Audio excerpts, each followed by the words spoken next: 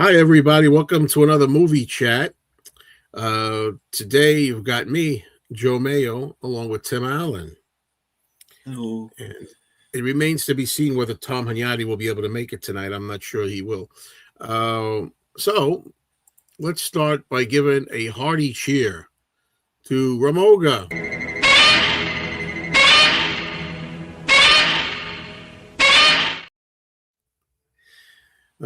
Ramoga, you're not tired of that yet, really? Yeah. Hello there, Rome loves Dan. And hello, Mike, and the rest. Beatletti, this is interesting. Hello. 4D Man's not here yet, but saw small. You talk about Small Time Crooks, the Woody Allen movie. Yeah, I love small time crooks. And you say it's a remake of an old movie with Edward G. Robinson called Larceny. Yeah, I heard that. Excuse me. These allergies are going to be acting up tonight. Nothing I can do about it. Coughing and stuff. Yeah, I heard about that. It's a similar plot. Yeah, about robbing a store and screwing it up. They can small time crooks. They go through a pizza parlor or a cookie shop. Woody Allen has his wife make cookies in the shop as a decoy. Meanwhile, they're drilling underneath, make a tunnel to go down into the bank or something. That's from an old movie. Oh, these small time crooks. There you go. Yeah, have you seen that? Long time ago. I only have it on VHS, so it's been a while. Some people don't like it as much as I do, but I do. I like it.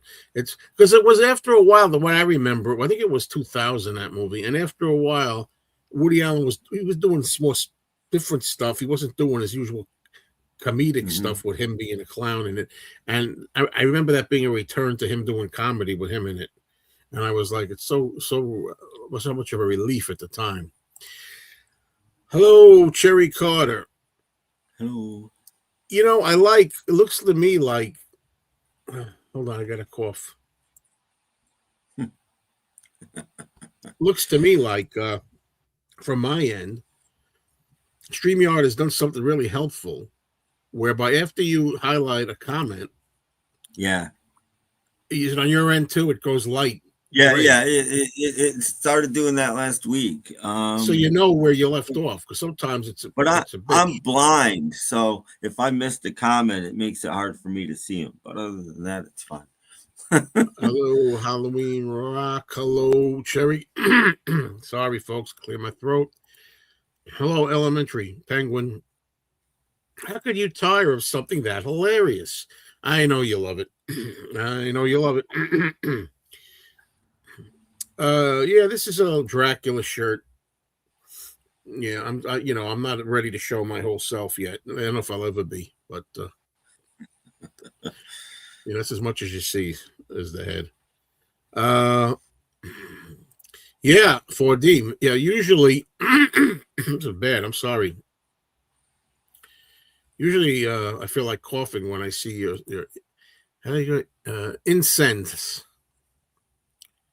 Let me put a link up there too for 4D as well. Wait, copy. I gotta do that. Since we have no Tom, I think I'm gonna have. I can show you what I bought. What I bought here. I bought a lot of movies, but I'm waiting till there's more people here. I think for that. So, all right. Let's see. First, how about this? I'll tell you something I watched. Two things I watched, and then Tim, you can tell me what you watched. Okay. And then I'll show my pickups. How's that? Okay. All right. Man, I watched a 1957 movie. I did a video of it. Some of you might have seen it. It's a 1957. What do you call them? Biopics or biopic? These days, I don't even know what you call them anymore. It's traditionally been called the biopics. The kids call them biopics, which I don't get, but biopic is what they were traditionally called. Man, this is bad. Hold on. It's the movie Man of a Thousand Faces.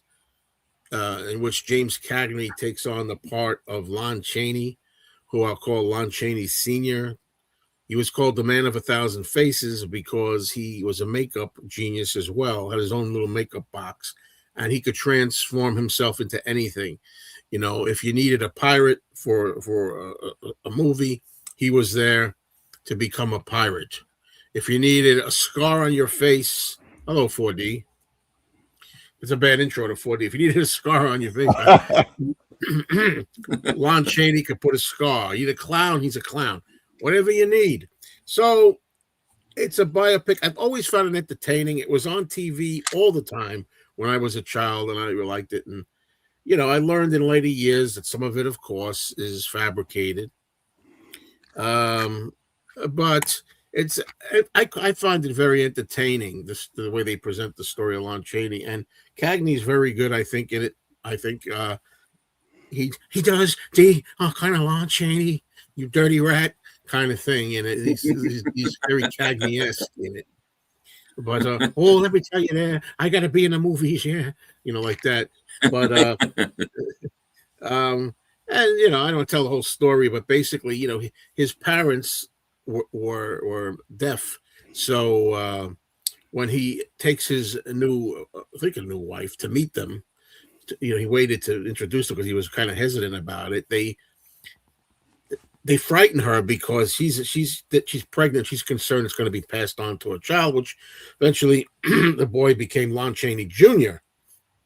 And his name was really Creighton Chaney. And it's a good story. It's a heavy drama, black drama. It's kind of like heavy, but eventually the marriage breaks up and all that stuff. And there's a lot of that too, soap opera stuff. And during the movie, some classic Lon Chaney makeups are recreated for the 50s, like Phantom of the Opera, The Hunchback of Notre Dame. I think it's interesting that Chaney's look better, I think, in a lot of cases. His makeups are better from the 20s than they were in the 50s. That's a matter of opinion.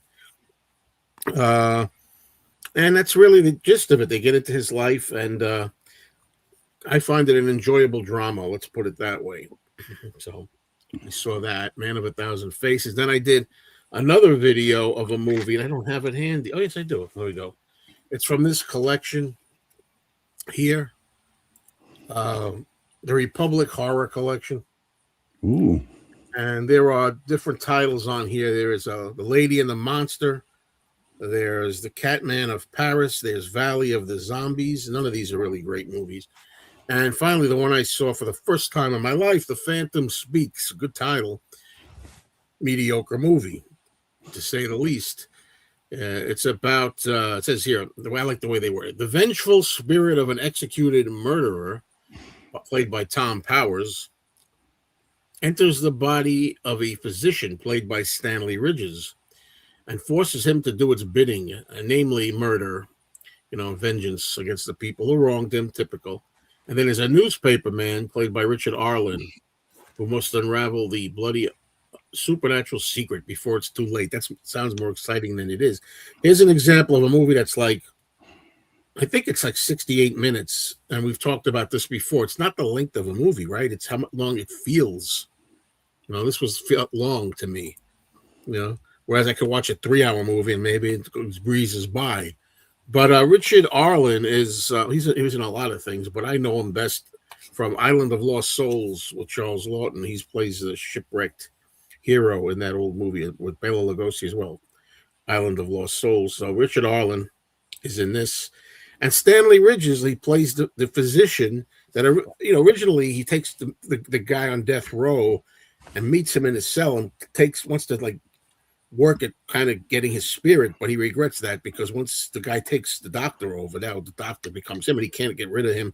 You know, that whole thing, possessed by the killer. It's been done a million times. This plot is not very unique. And what's interesting is it was also done with Stanley Ridges in the same part for a Universal film called Black Friday from 1940, 5 years earlier. This movie, Phantom Speaks, is 45.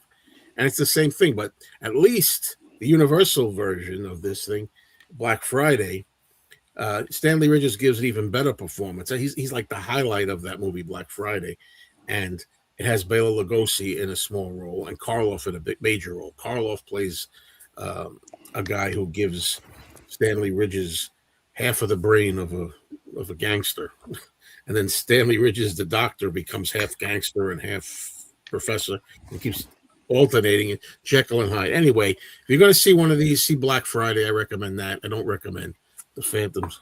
It's a great cover, though. It's a great cover. Yeah, isn't it? Isn't it? Yeah. And this is the sleeve I got. I have to. I usually don't save these, but I'm starting to save them more. Slip cover. Say. So okay. Let's see now. Before we move on here, yeah, Tom. I don't know. He can't make it. Sometimes he can't make it. I would have cleaned out that collection you showed in your latest video, all that film noir. I might not be done yet, by the way. Exactly. Yeah, collection. You could see my video. A collection came into a store, and it was like tons of movies. Most of them DVD. You know, I'm a Blu-ray guy these days, but I decided to buy some Blu-rays, but a lot of DVDs because I'm going to look at them as first-time views. I think the sign in the video that I made says $1 and $2. Well, some of them were $1 and $2. A lot of them were, most of them were $5. That includes the DVDs. So I spent $5 on a lot of them, and I have a bag here that I am going to show you either now or, well, maybe I should get it over with. I was going to do it later after Tim, but I especially hope that we get Mike here. Is great Mike here? Great 50? I don't think so. I haven't seen him. Yeah, help me here, little girl, huh? There you go. The show can now officially begin. It's exactly.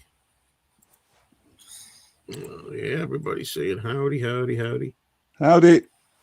Yeah, I bought all these movies from the store. I spent $106 right now. Wow. I told you, I'm not totally finished buying things. You're not going to buy anything anymore. No, I ordinarily by this time of the month, I might have spent $600 or $700. I would spend $100, you know. But, you know, when you see something like that and you want stuff, you got to get it while it's still there, you know. Well, yeah. Does the film A Man of a Thousand Faces follow Chaney life all the way up to his death? Yes, it does. It does. Well, it has him when it starts. He's already a performer. He's already a vaudeville performer with his wife. You know, they both were in the show. And he gets into movies later. He goes to Hollywood to get into the silent films. You know, and he made one sound film in his life, a remake of The Unholy Three. That's the only sound film he ever did. And they cover a little of that. Lon Chaney Jr. and Broderick Crawford were drinking buddies. That's right. They got into a lot of bar brawls in the 50s, much to the chagrin of the movie executives. That's true. There's stories on the commentary track to The Wolfman where I don't know what this means, but they would be in their room, whatever they were sharing, and they would take all the furniture and hang it up out of the way. I don't know how you hang furniture up, but chairs and things, and then just beat the shit out of each other, fight. And that's what I've heard.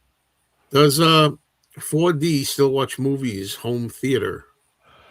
Well, the sad news is I haven't seen a single film since the last episode of this show. And all those Blu-rays I showed you a couple of weeks ago, they're still over there waiting to be seen. There must be about, I don't know, maybe 25 that I've bought. And that would never happen up until I bought this turntable last year. It would never happen. As soon as a Blu-ray came in, I'd be all for watching it and all the extras straight away. So there's been some sort of shift in my consciousness. I will watch them, of course. I'm still a movie fan, but even though, like Tim said at the time, look, just because you got a new turntable, it's not an either or. You can have your music and you can watch your film. Exactly. And I know that, but something in my mind has changed. and it's become less visual. But I will get around to watching them. But so the short answer is no, I'm not watching them. Yeah, a lot of stuff out there. I didn't hear. Hello, Penny Lane. I really enjoyed Chaney's 24 film, He Who Gets Slapped. Yeah, I remember that. I have that. You know, it's a shame, as Tim knows, right? There's a lot of movies that are lost. I was looking at a list of Chaney's movies that so many are lost. Oh, yeah. But there's still hope that they still find movies, which is pretty amazing. But yeah, I mean, because back in the late 80s, it was assumed that up to 90% of all silent films were lost. Whoa. Now that's down to like 50%. That's so there's hope. You know, we want London After Midnight, although I'm not really holding out too much hope for a good quality movie out of that. From what I've heard, it wasn't much of a movie. But what they found out, which I think is interesting that nobody remembered, is that there were a few companies in the 30s that would by mail rent out 16 millimeter copies of films. And so those are still out there, and there are all kinds of films, a lot of silent films, because a lot of film projectors didn't have sound. So a lot of silent films out there on 16 millimeter that could be in somebody's attic, could be anywhere, that are lost, but maybe they're not. Well, there's always hope, I guess, but we're not getting any younger. A copy of Waterloo Bridge is rare. You know, Tim, when you're saying about films, you know, being lost and then found, I think the first thing I'm going to show here is I'll get to my bag of tricks here that I'll show you what I got. And I'm going to make a video showing these too. So I'm like, I feel like nobody's going to watch the damn video then, but I'll do it anyway. First one here, I'm going to blow my screen up, I guess. I don't like being on the screen alone, but talked about films lost. After I got this one from yesterday's pile, I looked at the history. I was curious. It's Betty Davis, Leslie Howard of Human Bondage. It says 35 millimeter archival restoration. Now, this is Kino Classics. Kino. I think this was done. This is a Blu-ray. This was 2012. Now, as soon as I put it on, I was like, oh my God. Ugh. Scratches everywhere. It's rough. I'm like, what? There must be a history that this is the best they can get or something. And then I found out that, yeah, you know, this was considered, I think this was considered a lost film for a while or something until they found it. Now, I had a time in my life where I was getting into Betty Davis movies. So I'll watch Betty Davis. And I like Betty Davis. And as I've said before, and this picture proves it, in my opinion, okay, I think when she was younger, she could be cute when she was younger. Yeah. All right. But anyway, this was the first one of the batch I'm going to show you that I put on. I put it on this afternoon. I didn't make it all the way. Unfortunately, I conked out. So I'm going to start it all over again because I'm not going to watch from the part I left off. But I know there's some scenes I've seen in her where she's really like Betty Davis in this, like she's really her reputation. In fact, I've heard that this was really, I think, the one that really made her mark or something. This one here, she you know, she's really like kind of like I don't know what word to use, bitchy or you know, offbeat. So anyway, that's the first one. Now I don't know how much we're going to say about all these, because I'm sure you got some of these. You guys might have something to say about. I really would rather put the whole screen on. Let me try that. I mean, it's not going to be as good of a view of the movie, but I'm just pulling them here at random. All right. All right, Blu-ray. Never seen Rebecca before. I bought this simply because I want to see more Hitchcock. I've been saying that. And, you know, these classics like this, I need to see if I like Hitchcock, right? It's really good, but not among his best, in my opinion. Many people think it is, but I just never bonded with that one. Let's reach into the bag of tricks. I've seen this a long time ago. My Man Godfrey. Oh, very good film. Yeah, and I liked it. I remember liking it. It's a Criterion. too. Well, there you go. I saw, but when I saw it, wasn't on a Criterion. I saw it on some. Well, yeah, that film was public domain for years, Right. so there are a lot of rotten copies. So was I found out of Human Bondage was also public domain. Yeah, so the quality is rough, and from what I understand, going back for a second to that Betty Davis film, that's pretty much as good as you can get for that. Still, that's like the best you can get it. I don't mind rough stuff like that when you think, "Wow, thank God we have it." You know, this is it was lost, and they couldn't. There's no original elements to it anymore. That Betty Davis movie. I should have mentioned that. Only 35 millimeter beat up. Prince. What a dump. Yeah. Hello, everybody. All right, let's move along here.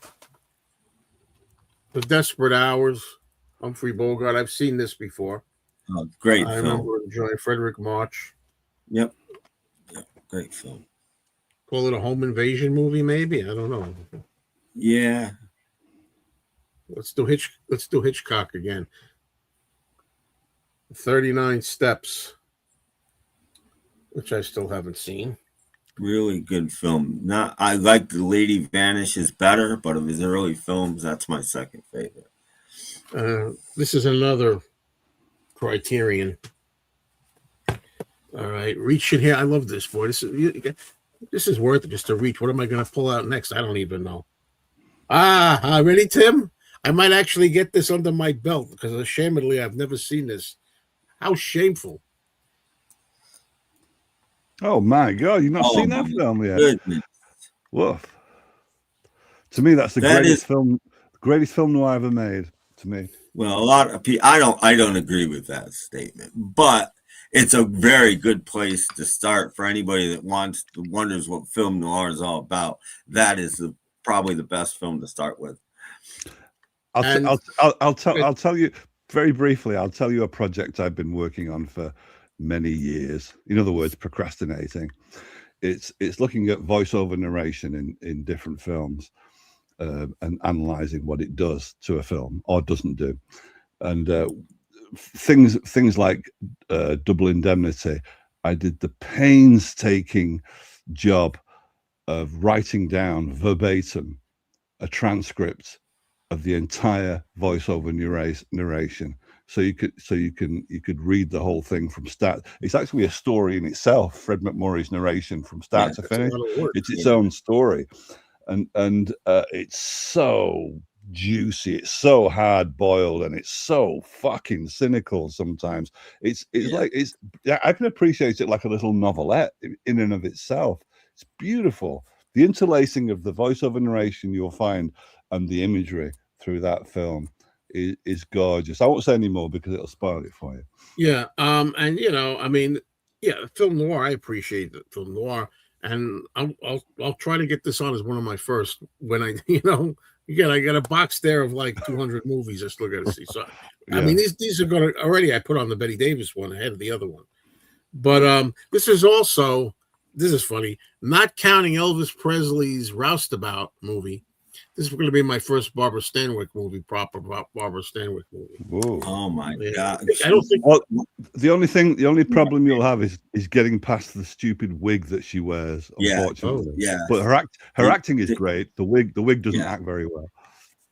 No, nice ankle brace too, by the way. A lot of Hitchcock here. I've never seen this one either. See, I bought these, and all these are $5. They're not like $2, so. Mm-hmm. But anyway, and if I wind up liking some of these, like the Hitchcock ones, I want to have them on Blu-ray.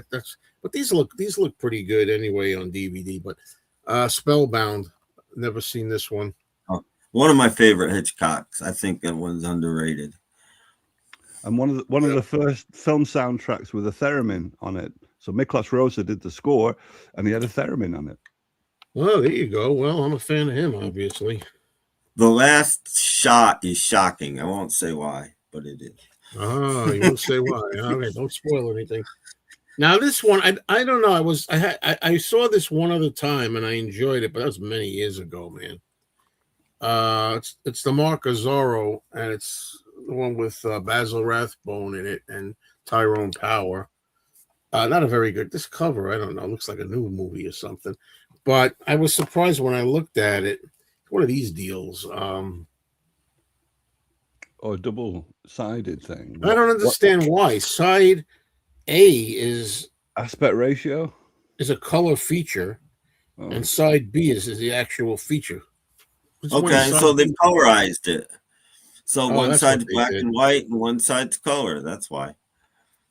Oh, all new colorized feature. Yeah, they put it on side Yeah, one. yeah, Isn't they that colorized nice? it. All right. Well, anyway, Basil That- Rathbone. I'm inclined to watch a movie if Basil Rathbone's in it. Usually. That's from that era where if there's a swashbuckling sword play going on where somebody's going to get killed, every so often they'll stop and exchange sort of banter about, so you think you can get the better of me, eh? And then start killing each other again.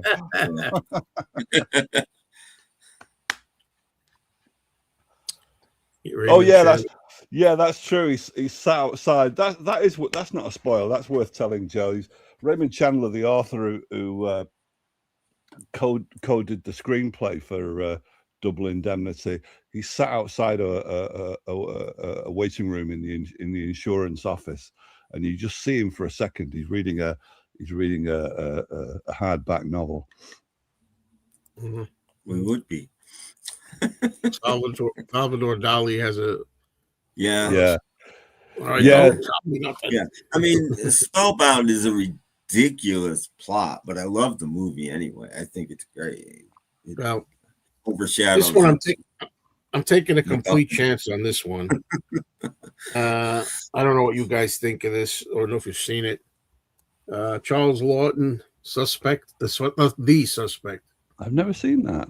Ella Raines. No, I've never seen that either, but it looks like it's right up my alley. Who's the director? Yeah. Joe? You know, I've been reading about it from Who's the Robert director? Siodmak. Oh, Robert. Okay. Could be Yeah. good. Yeah, definitely. So, okay. Like the T-shirt. Well, what you can see of it. Yeah, tell me what you think of Scars of Dracula. A lot of Hammer fans despise it. That's the one of the first Hammers I saw. That's such a good. It's just a good Dracula movie, I think. But then again, not everybody loves it, right? 40, I don't know. Well, yeah, because it just felt like they were trying to redo what they'd already done better. So it was a bad screenplay to me, except for that guy. Except when he walks up the wall, I love that. I love that. Well, that's taken right out of the novel. Yeah. Lee tries to put stuff like that in whenever he can, right? Yeah. All right. This film I've seen before, and it was $2. So I figured for $2. But see, the way I want to own it, I've seen it. I remember enjoying it. Somewhere I have a retro review written down of it. I don't need to, but it's Blackboard Jungle, Glenn Ford, Anne Francis, etc.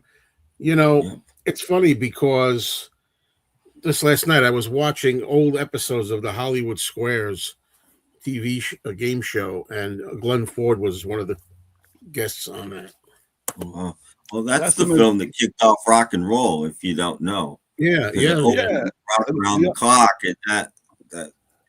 And the audiences in America anyway were supposed to be tearing up the seats when Rock Around the Clock came. It's hard to believe that would kick them off. Yeah. Well, this is a movie I saw, another Hitchcock movie, which I have seen, and I've mentioned this a few times, and I've always forgotten the title, but now I remember the title, and I got a Blu-ray of it, and it's Shadow of a Doubt. Oh, there you go. Great Joseph film. Cotten. So, I like that one. That's one I knew I wanted to own. All right, keep reaching here. This is another one I took a complete chance on. I don't know. Because Robert Mitchum's in it, and it's Blood on the Moon. Does anybody know this? Nope. It's a Warner Archive. Blood on the Moon. Don't know it, but again, something I would pick up immediately. It's because it's on Warner Archive. Yeah, if Mitchum's the lead, you're bound to get something out of it. Yeah. So we'll see. Somebody, because like I said, these are all chances. I don't usually buy blind buys. I have to know if I like them. But if it's cheap enough, it's like I think $5 is like You used to go to the movies for $5, so or rent Blockbuster. I do. I've got a blind buy I'm talking about tonight, so and I liked it a lot. Okay, Diabolique, which I've never seen before. Ooh, Oh, yeah. I talked about this on your show maybe 6 months ago. Great Oh, I film, remember. very stylish, Bondy-esque sort of French film. Very good. I liked it a lot. Yeah, I love Shadow of a Doubt from the first view. Love Shadow of a Doubt. Great film. Joseph Cotten makes the movie. It's got little connotations of the Lodger, almost like Jack the Ripper becoming the Lodger. Yeah. All right. Here's one I have no idea what it is. I take a complete chance on it. I never heard of this, I don't think. James Cagney was in it. The pictures. What is that? Picture Snatcher? Oh, I've seen this fairly recently too. It's okay. It's not an amazing film, but it's a cool little film. He's a down and out newspaper man, and he's good at he's being Cagney. He works his way into places he shouldn't be to get exclusives for his paper, and he gets fairly famous and that sounds fine. Very good at it, but he's hurting people along the way, sort of thing. Orson Welles said that Cagney was one of his favorite actors, and Welles said that there's not one unreal moment on screen with Jimmy Cagney. Not an unreal moment anywhere in any film. Yeah, Eddie likes it. Okay, this next movie I've seen before, but not in a long time. Humphrey Bogart, etc., in Dead End. And this is with the Dead End kids, right? Yeah, that's sort of where they came from. That's sort of the beginning of the Dead End kids. Yeah. And directed by William Wyler. Yeah. William Ben-Hur Wyler. Well, Betty Davis said that was her favorite director, I think. William Wyler. Wow, she must have liked a lot of hard work. Oh, fuck. Try to be careful. You bought one twice. Let me guess. Yep. You bought one's one a DVD twice. And one's a Blu-ray. Luckily, this one's only $2. This is $2. So, at least I know Shadow of a Doubt. I thought I was being careful, but all right. All right. I was being careful, I thought. All right. Now, out of all these movies, there was just one, and for only $2, that I've wanted for a long time. I see it. I like it. It's a favorite movie of mine out of this whole batch. But I can never get it. And whenever I look for it, I used to own it, and somehow I don't have it anymore. So when I look to buy it, it's expensive. I don't think they knew that. I think this is kind of hard to come by. The Defiant Ones with Tony Curtis, Sidney Poitier. They're chained together with criminals, convicts that escape. Yeah, I think Tom rates that one very highly. I remember him talking about it a few weeks ago. I really like this movie a lot, and directed by Stanley Kramer. Even Lon Chaney Jr. has a part in this too. There was one point I was yelling at your video, Joe, because you passed something by. I thought, is he not going to buy that? Come on, I know man. that happened. Hey, A, I might have had it, and B, I don't know. That's what I thought, yeah. And so many of them. I always love how like the mentality is like, I think, well, I only spent like $100 there, so that wasn't bad. Then you go back another day and you spend another $100, and you think it's the new day, but it's the same money. Hey, shall we go into the 21st century now? Sort of, with this movie that I saw, Stan and Ollie, which is actually pretty good. Yeah, I enjoy that movie. With Steve Coogan and John C. Reilly. Yep. They're really good in the parts, man. They really are. Yeah.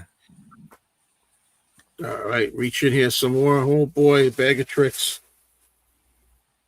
This I took a. Well, this title I've heard of this film, but I've never seen it.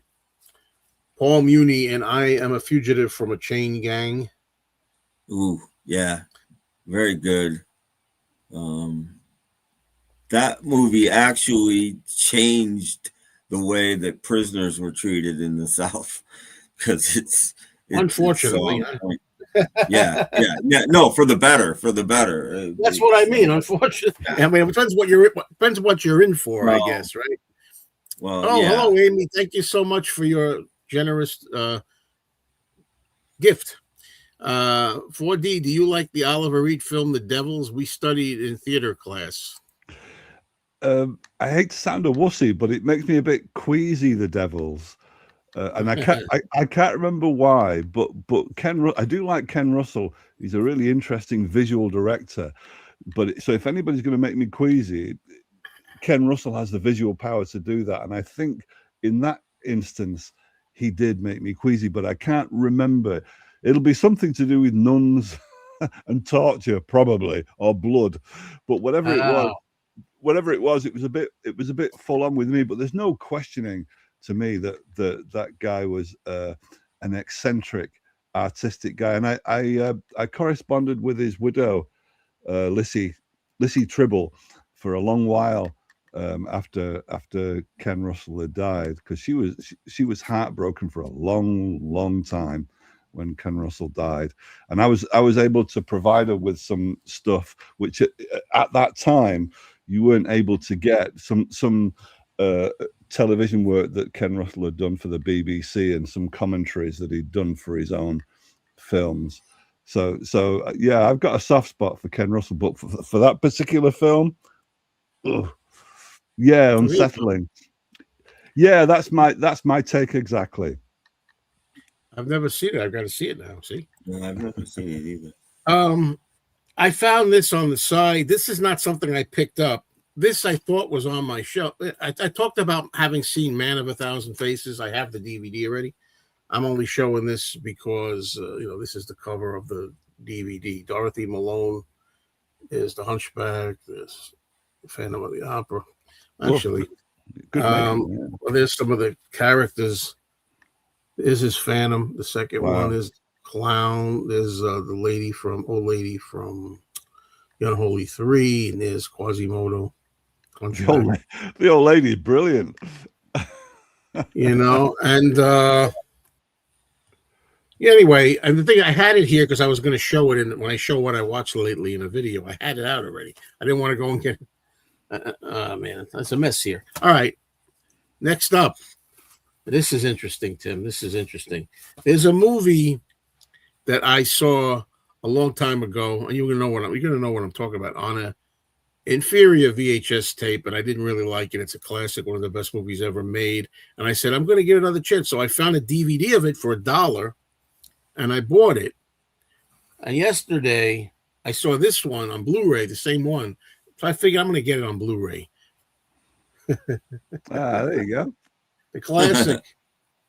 So I have it on DVD and Blu-ray. The reason I don't even know if I'm going to like it, even though it's great. I know it's supposed to be great, but the thing is, I didn't love it when I saw it on VHS, but that was eons ago. Yeah. And I want to see it more properly. So I figured, let me get the Blu-ray. Let me do the Blu-ray. It's a film that demands your attention. I'll put it that way. I know that. If you just casually watch it, you won't. All that driving makes me tired, though, Tim. And beautiful visuals, so it's bound to look great in Blu-ray. Because when you go to San Francisco and you start shooting there, you've got to get Blu-ray. I've heard of this movie before, but I've never seen it. Cary Grant, His Girl Friday. Oh, the best screwball comedy, in my opinion, ever made. I love that movie. That's a lot of praise. It's just so fast. You won't find a movie where people talk over each other more, but yet you understand everything. It's like real life. It just doesn't stop. It's great. Got to see that on a big screen once in London, actually. Vertigo. Love the score. All right. All right, now for $2 on an old snapper case. There was a period of time where I was getting into Humphrey Bogart movies, and I don't remember if I saw High Sierra, but I picked it up. I love Ida Lupino back in those days. I like a lot of it's eye candy for me too, So there you go, High Sierra. He became about the only female director in Hollywood for quite a while. Yeah, it's pretty impressive. Oh yeah, well, Vertigo is one of everybody's favorite films, man. Carl Alfalfa, right? Switzer was in the Defiant Ones. Thanks for reminding me. Here's another, but I got a lot of Hitchcock here, right? Here's Saboteur. Oh, is that the one where he's dangling off the Statue of Liberty? I get them mixed up sometimes. No. The Saboteurs with God, what's her name? I think she's cute. Older Dam. She makes the film for me. I can't think of her name, but yeah. I can't read it. It's sort of a pre-World War II film. Dorothy Peterson. No, maybe I get them mixed up too. Maybe I'm thinking of Sabotage and not the Saboteur. Sabotage. He has two films that are so okay. Saboteur is earlier, I think, and yeah, okay. Yeah. I get those two mixed up. Everybody does. Bogart should have got top billing in High Sierra. I'm going to have to ask Joe. Sorry, go ahead. I always do that. Sorry. Oh, wow. You met Robert Vaughn in person. No, but it would have been interesting to meet him in person. I think, and I still haven't read his autobiography yet, but I think he was a good friend of Robert Kennedy. And he wasn't far away when he got assassinated in '68. And he was quite a thoughtful fellow. So I imagine it'd be good to meet in person, but I never met him. Yeah, Alfalfa was a real rotten kid, though, according to everybody that worked with him.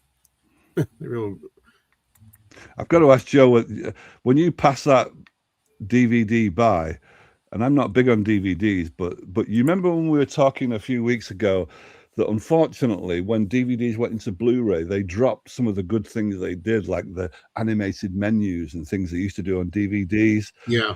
Well, sometimes it was to do with the leaflet inside. The booklet inside was sometimes better. So when Joe passed over Ace in the Hole, the Criterion DVD, I thought, come on, Joe, you've got to get that. But maybe you already had it, Joe, the DVD?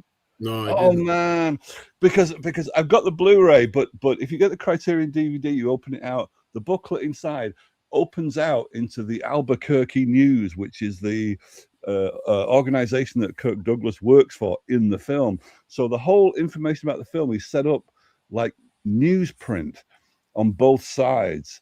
It's beautiful, the care and attention that they put into that. And of course, when they did the Blu-ray, that went. So that you can only get that beautiful little edition if you get the DVD rather than the Blu-ray. That does happen. I have to tell you, I think you mentioned animated menus or whatever. Yeah, I don't like them. Here's a revelation: I hate busy menus, especially ones that show you a scene from the film or something. Right. I really like it. Surprising, really, as basic as you can get. Good. Blu-ray menus can be hard to navigate too. Sometimes you can't figure things in. I just like DVD, and you can hide Easter eggs in DVD menus, which I like, and I miss. Believe it or not, I miss Easter eggs. I just like you put it on, the screen comes up, and it says play, scenes, whatever, bonus, whatever, and that's it. Boom. Just maybe the poster or some kind of artwork. I don't like, and especially ones I think they're so clever. And it takes forever to load and all this stuff. And let's get to the movie. Although there are exceptions. The James Bond, some of them I like with that, where you see James Bond walk across and he takes the gun, he shoots it, the bullet goes, and then it opens up to some of them are fun like that. But most of all, I like it simple to just get it No, and instead of a 2-minute menu that you got to sit through, now on a Blu-ray, there's 15 minutes of commercials that you can't skip through. That you have to sit through. Well, there's ways That's of way doing better. it, though. Well, there's a button you got to hit. The next button, next whatever. Tim, there's ways. But it doesn't work a lot of times. You hit that button and the little no thing comes up on the top of your screen, and you can fast forward. You can do that, but you can't skip them.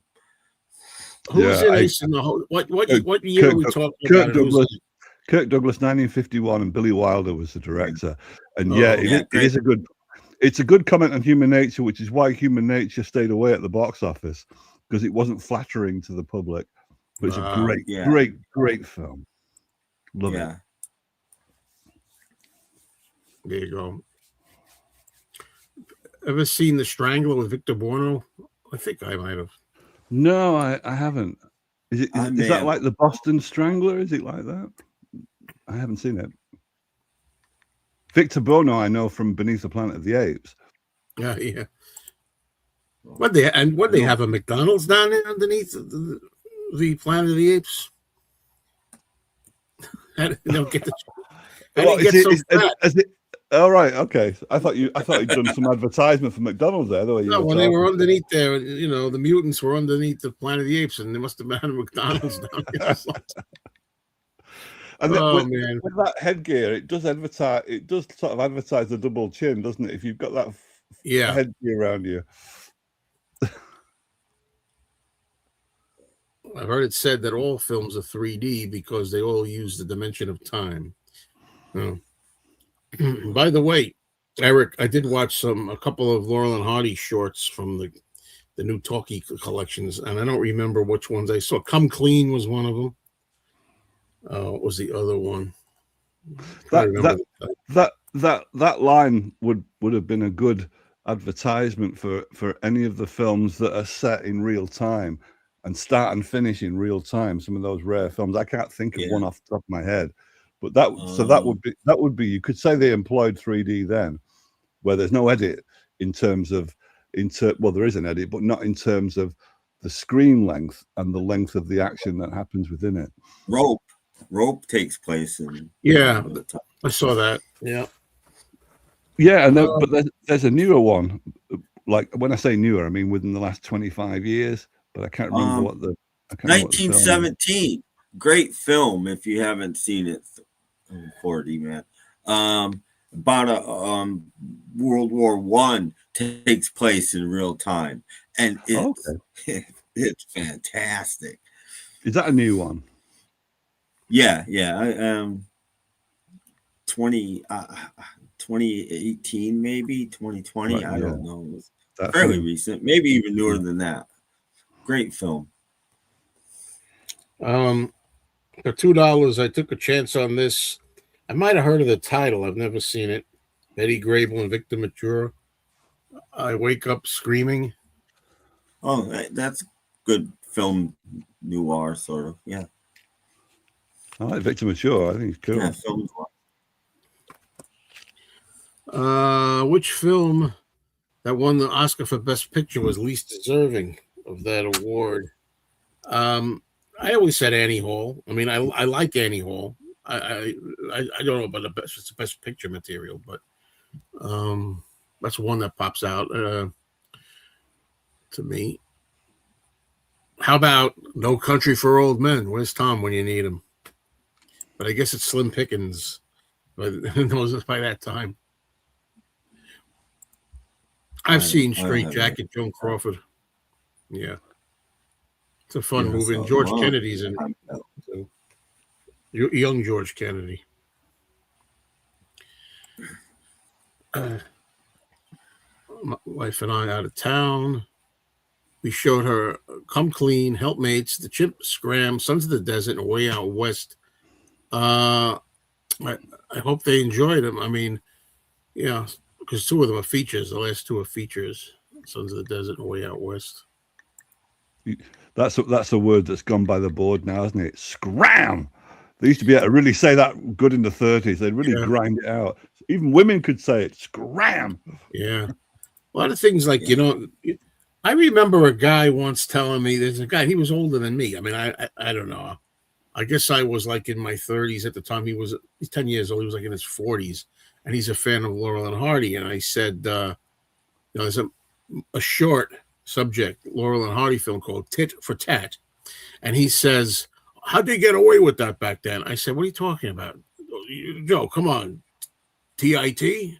And I said that they didn't think of it as that back then. I don't think they did in the 30s. No. That was what that meant. It was such a different time that you could have Stan Laurel and Oliver Hardy in bed together, and nobody gave it a second thought. No, nobody gave it a thought. A lot of things like that today, people right away, oh, look at that. It's like, knock it off. Yeah. Jerry Goldsmith did the soundtrack to that. Yeah, see, that's a movie I wouldn't see, I don't think. The topic, it just doesn't interest me. But yeah, it could be great, You know, and then you get into it, yeah, I know what it means. Yeah, this for that, one for, this for that. Yeah.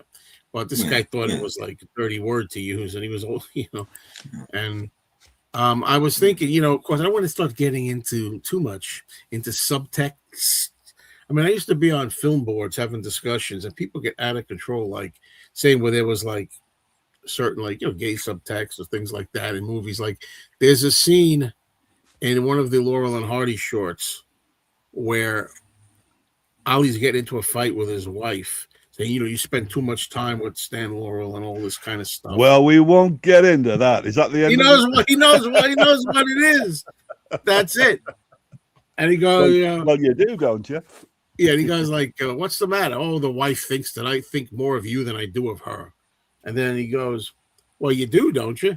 And he goes, well, we won't get into that. I mean, I just take that meaning like, don't get me started, because I'll tell you what, I don't like. I really think of you. That's not, I never thought it had anything to do with like a sexual thing or anything like that. But it didn't. It didn't, right? Today, it didn't, but it adds something. I think it makes it even funnier now. I love how you knew that right away where I was going with that. Yeah. Yeah. Suddenly comes out from nowhere, crashes near them. That's just a fantastic, and it was all shot. It like Hitchcock. It looks like it's all shot with one shot, which is absolutely amazing. Wow. For a 2+ hour film to be one shot is just. Yeah. Here's a Hitchcock movie that I didn't know was a Hitchcock movie. I mean, I bought it. 2 reasons. Number 1, because it was a Hitchcock movie, and number 2, because it says it's nothing like he's done before. I wonder if this is the one. One of these was a film that he got from some other source or something. Like it was from, I don't remember. It was something different about most of his movies were novels, or at least a lot of them. Yeah, what was it about it? But I don't know if this is the one. But there was one that said it was something unique about it. I don't know. Anyway, it's The Wrong Man. Oh, but that's True Life Story. That's what it is. That's what it was. That's really that was based on a real thing that happened. True Life Story. That's what I was. You can get searching for the longest time. You couldn't get the Bernard Herrmann film score for that, but now you can get it on CD only, and it's really good as well. It's a really good film score, and because the Henry Fonda plays a jazz musician in it, and he plays double bass. That's his role in the film. You don't see him playing jazz that much because it gets pretty dour pretty fast. But in the score, Bernard Herrmann used the double bass quite a bit as like his character theme. Yeah, which is unusual. It's unusual for Bernard Herrmann to get out the double bass like that. The trouble with Harry, I did have that in my hand, but when I was checking all the discs, and when I looked at that one, it was all scratched up looking. That one, for some reason, was messed up, so I didn't buy it. It's one of I love that film, but it's not nearly his best film. It's a Hitchcock comedy. It's a very, very, very dark comedy, and it's great. That comment there, before the show ends, I got to come back to that because I'll tell you something about that poster. Not right now, but we'll get back to that. Yeah. Dark Streets. Wow.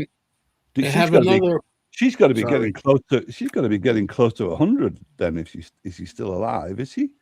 That's what they say. Well, what he says. Here's an old Snapper Case one. This is another classic. I'm sure I've seen this before. I know I have. It's another Bogart movie, but it's been a long time. And of course, talking about Key Largo. Oh yeah, man. Yeah. With the very sexy Lauren Bacall, as far as I'm concerned. Yeah, I don't remember if she's that great in this one. But that's my father, without telling me, just by the way he reacts to films, taught me the difference between a star and a character actor, because my dad used to love character actors, and he loved that particular film because usually if you get an ensemble piece, and that one is, even though it's a Bogart Bacall movie, it is an ensemble piece, then it brings to the fore a lot of different character actors, and it usually happens if you cook them up in one place. And with Key Largo, it's all in one hotel and the surrounding area of the hotel, and there's a storm coming on, so it's a real pot boiler. It's just wonderful. And Edward G. Robinson gets a fantastic intro in that movie as well. He's sat in a bathtub. It's been a long time since I've seen it. The trouble with Harry is that he won't stay buried. Yeah, I was reading, the synopsis about that. Yeah. It's the star of the film is dead. I think it might be Shirley MacLaine's best film, though. I will say that. Is that a first movie? I think so.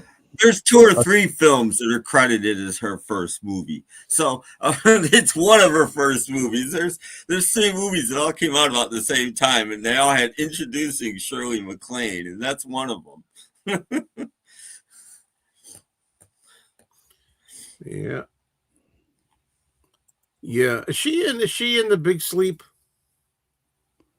Shirley MacLaine? No, Bacall. Oh yeah. I mean, I saw To Have and Have Not just because she was in it a long time ago. Have you seen The Third Man with Orson Welles? What did you think? Yeah, I've got one of my favorite films. Yeah, I've got I won't be able to reach it without knocking stuff down, but there's a box set you can get where you open it, it plays the Zither theme. It's like a music box. So I've got that version of it. And for the longest time, I did believe that Orson Welles directed it covertly, but I no longer believe that. I think he directed some of it.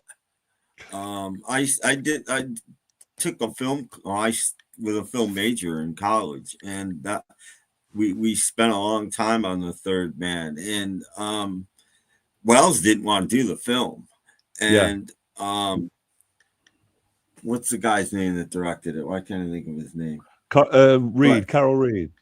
Yeah, Carol Reed. Carol Reed paid for Welles to come over to Vienna and took him down into the sewers and said, "We're going to be shooting a lot of it down here." And Welles just went, "I'm in." And I think Welles might have shot some of the sewer footage. Well, a couple of things. The box set, which I can't show you this week because it'll knock everything down. The reason that persuaded me to shell out the extra money is because there's a facsimile of the shooting script inside. And it's got handwritten additions and changes to it. I love stuff like that because it makes you think, God, how it might have been if they hadn't have changed it to that. And the other thing that whenever Orson Welles talked about his part as Harry Lime in that film, he always said it's like a great part he had on stage where he played Mr. Wu, some mysterious Chinaman that doesn't show up until 2/3 of the way into the play. He says those are great because you don't do much work as an actor, but you get all the credit in the world because the first half of, in this case, the first half of the film is or the theatre play is like, what's Mr. Wu going to say about that when I wouldn't like to be you when Mr. Wu shows up, and the audience is pent up and really waiting for this character, Mr. Wu, to show up. So when he does, he all he has to do is arch an eyebrow, and people say, "Wow, that's Mr. Wu." So the character's actually getting all this credit for this performance just because it's built up, because he's not on screen or he's not on stage for all that amount of time, and so Orson Welles was a bit. I think he was disavowing his own performance, which was brilliant. But basically, he was saying in a sort of humble way, it was a great part because I didn't have to show up, and I still get full credit for owning the film. Yeah. And the other thing that's amazing about that film is it changes genres. And I found the exact place in the film. It starts out as a film noir and it turns into a Western. It really does. It's got all the Western tropes. It's suddenly the leader of the police, and this is exactly when it happens, gives Joseph Cotton till noon tomorrow to get out of town. That's a Western, and from that moment on, that film is a Western. It's amazing. Hey, I love that film. One of my favorites. Tim, maybe that was the first film to do that, because like in the 60s, independent cinema, they were doing that. So I wonder if the Third Man was the first one to sort of switch track like that, where it would mix up the genre. I don't know, but if you watch that film closely, you'll notice it's a Western. The second half of the film is a Western. I love that. I love that. So what's your favorite Hitchcock movie other than Psycho, The Birds, or Vertigo? They're not my favorites anyway. Not even Vertigo? No, probably Rear Window. Rear Window or Spellbound or Rope. I don't think Rope gets enough credit. I love Rope. Rear Window. I like Rear Window. I like Frenzy. I'm trying to think. Well, I haven't seen enough, honestly. I saw the man who knew. Was it? What's the one? What's the one? What's the name? He made it later. Is that the one too? He made it The Man Who Knew Too Much. Yeah, with James. Yeah, Stewart. There's an early one and a later one. I saw the later one. Yeah. Dial M for Murder. It used to be one of my once a year films, Rear Window. But like sometimes you watch it, you kind of watch a film so often you wear it out, and then you have to back off of it for a while. Well, that's what happens, and I'm the victim. There's some movies that I can watch myself. Like I said, all the Universal monster movies, I watch them every year for myself. That's my comfort zone, blanket. Yeah. But so many other movies, I'm like, it's no fun to me anymore. So I'm watching it with somebody who hasn't seen it yet. Yeah. And that happens too often now, I'm finding, with a lot of things. Okay, will you rank the 4 Bogart and Bacall films? Well, we'll have to say which ones. There was To Have and Have Not, there was The Big Sleep, there was Key Largo. What's the one? Dark Passage. Dark Passage is my favorite. Yeah, that's a weird one because it's point of view of the camera for quite a while. Yeah, it's what you're just talking about with Orson Welles. Bogey doesn't show up till at least a third of the film's over. But is that the one when he's bandaged or not? Yeah. That's the one where he's bandaged. That's my favorite. I love that film. So it goes from the point of view of the person that Bogart is playing. So you never see him. Yeah. From the point of view where he escapes from Alcatraz in a barrel, and the barrel falls out, and even in the barrel, the camera's rolling down the hill, like you could really throw up at watching that scene. And then it goes from there to the guy being bandaged because he's had a face change, so he won't be recognized by the cops. And only when he turns it off do we see it's Bogart. Yeah. Hi, Michael. Yes, I did get My Man Godfrey because I'd seen it once many years ago, thought it was good, and I saw the Criterion there, so I picked it up. Who knows if I need to see it again, but Harry Mather's best movie. I don't think you see. I got to start moving here because we got to let Tim get on too. I got some time. I went to Vienna up the Ferris wheel, partly inspired by The Third Man. You're feeling like Joseph Cotton. Yeah, because it's still there, isn't it? The Ferris wheel. It's still there in Vienna. I like Treasure of the Sierra Madre. Yeah, he's playing out of character, I guess. But in his early roles, he was a villain a lot. Bogart. It's John Huston. Yeah, he was. There he goes. A good point. Yeah. Yeah. It turns into a Western, which Joseph Cotton is a Western writer, so that makes Yeah. sense. But it Yeah. turns into a Western. The Oklahoma Kid. Yeah. Yeah, Shadow of a Doubt. I liked North by Northwest. Yeah. Oh, still a few he hasn't seen.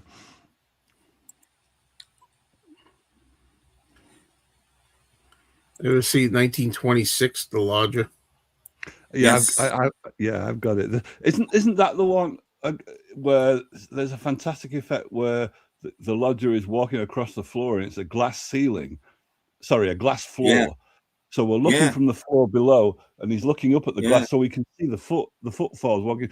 Even if you didn't know, even if you were around in 1926, you didn't know another thing about the director, you'd think, God, that guy's thinking outside the box with that shot.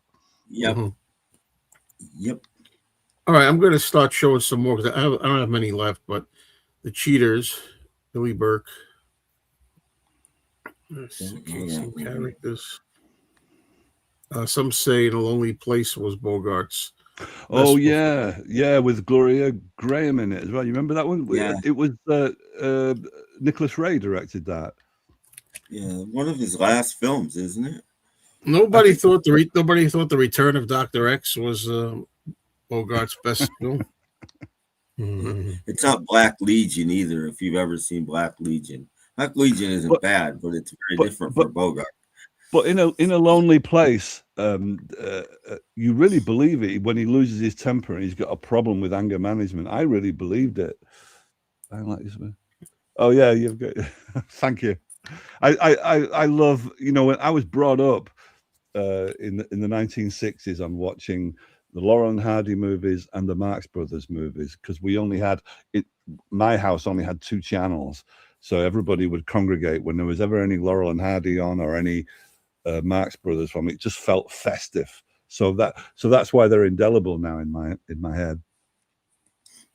I don't know how many. I don't know. 1, 2, I don't know. 30? 1, 2, 3, 4. I don't know. But I'm going to be making a video. Watch my video, even though you've seen them already. So all right, next. Plus, there'll be another video of Joe going back to pick up Ace in the Hole Criterion DVD edition. You never know. Sudden Fear, Joan Crawford, Jack Palance, Gloria Graham. Good cast. Great cast. I've never been a big Joan Crawford fan. She's one of the few actresses I just... Yeah. God, her ghost will be visiting you tonight, Tim, and now you've said that. Yeah. It'll bring hangers. I'm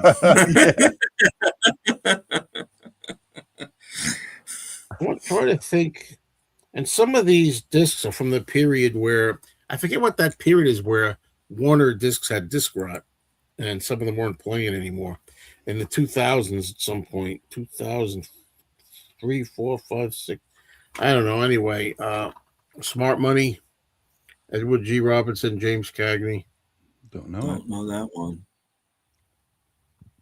But I'd have picked it up in a heartbeat, but I don't know it.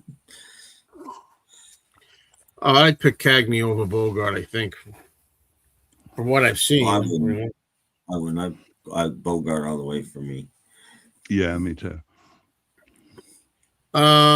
This is the last one that I have here, The Fortune Cookie, which I've seen. Oh, before. That's wonderful. Yeah. Well, this is narrow. It must be from a set. In a lot of cases, they did that. They broke up box sets. You might see they sell them individually. They were selling movies like that for a while. Space Savers, I think they called them, and they were selling. And I like when if they do have a box sets, though. I do like when they do it this way. Put them in thin like that. Yeah. That's it. So I guess I got to go back and get more. Maybe I'll get Ace in the Hole. No, I don't. Maybe it's a $2 one, but I doubt it's probably a $5 one. Just open it out and make sure that the Criterion Albuquerque News is inside it, Joe. Oh, okay. Didn't you like Joan Crawford in Trog? I saw that. That was on a double bill with Dracula AD 1972 when it first came out. Trog. That thing about Joan Crawford. haven't you found that sometimes? I found that with, say, Paul Newman, that some actors stay the same age for about 25 years, and then suddenly they age in 1 year rapidly. Like they age 30 years in like 1 year after holding it steady for all that time. Suddenly time catches up with them. Certain Women from 2016. Oh, I don't know that. Tom, would you see it? Tom's not here. Smart Money was the only film they did together. All I know is, look, I saw this Big Sleep once. It doesn't make any sense, and I know the whole thing. It even says so in the Leonard Maltin book. It says people have never cared. You know, it never made any sense, and nobody's ever cared. They love it. But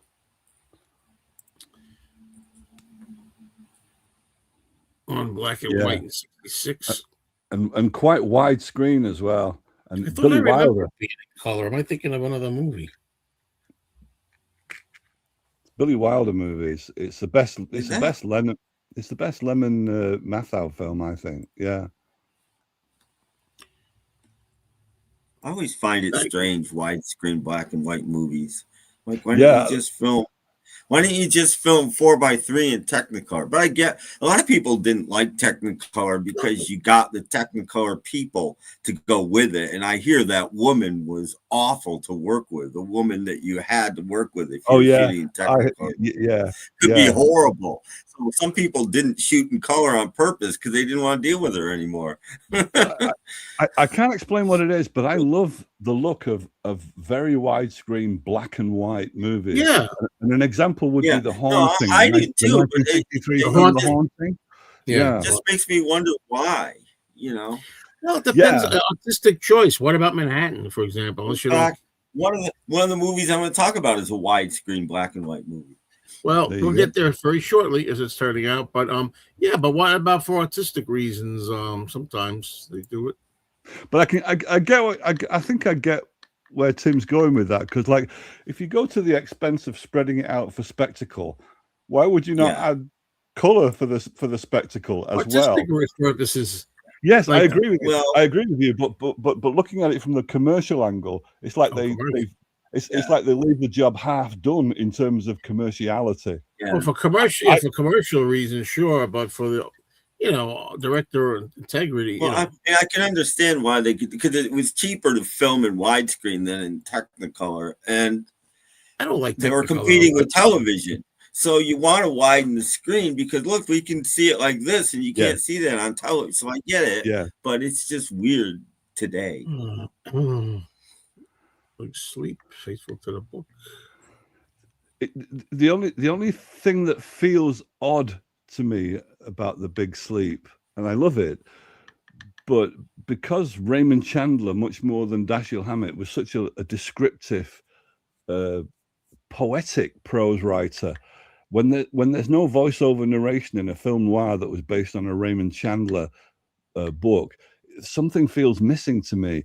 And Bogart didn't do any voiceover for that, and he didn't do a voiceover for the Maltese Falcon, the Dashiell Hammett adaptation. And I think I read somewhere that because of his lisp, he was self-conscious about voiceovers. I don't know whether there's any truth to that. Well, Manhattan most certainly did need to be in black and white. That was the whole point of it. And Woody Allen even says, I don't know if he says it in that movie, but he said many times, Manhattan it's like black and white. It's he did say right. That's one of the great voiceover intros of any film, where he's trying to start a novel, but which is his homage to New York, and he does say, when everything was in black and white in the voiceover at the beginning of the film. Well, he did a lot of movies like that. He also did. I don't remember if it was widescreen. I don't think it was. Broadway Danny Rose is also in black and white. Yeah, that's right. Yeah. Shadows and Fog is in black. Zelig is black and white. Yeah. Crawford was good in Straight Jacket. Yeah, I suppose so. Even the fireworks in Manhattan at the beginning, black and white. And you know the fireworks at the beginning, they were provided by George Plimpton. If you remember George Plimpton, he was the commissioner for fireworks for New York City. He was the first appointed commissioner for fireworks. So some of the old, I would think there'd be some people out there who remember who George Plimpton was. Okay, let's see. Hello, this is a guy. This is Jeff, right? William Castle. It was okay. What's his name? I forgot his name. My God, is it Jeff? The guy on Doc's show. What's his name? Yes, Jeff. I'm reading. You know, I have a hard time reading this stuff because I'm. Well, you better start approving that, young man. Hey, Jeff.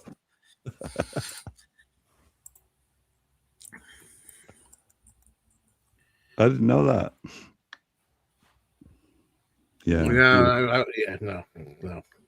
I hate movies like that. Oh God, I hate movies like a lot of movies. When I get confused, it's hard enough with a James Bond movie. I have problems with some James Bond movies. I've seen them enough, a lot of them, to know them. That fits with my characterization of you, Joe. You like things in their proper place.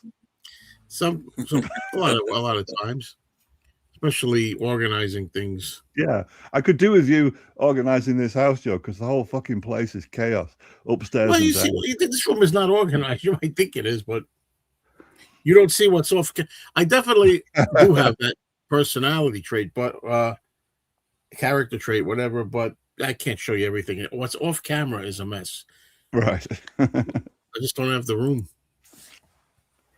There we go. I'm gonna get to Tim because I got half hour left. So Tim, why don't you? I want to catch up a little bit. We got a lot of comments. Anatomy of a Murder, yes, indeed. Beautiful. Can you name every living film director that's won the best director twice? I can't. No, I don't follow the Oscars, so no. Me neither. I don't care. Yeah, I don't like another thing. When they do letterboxing, I don't like gray bars. I like black bars. You know. Yeah.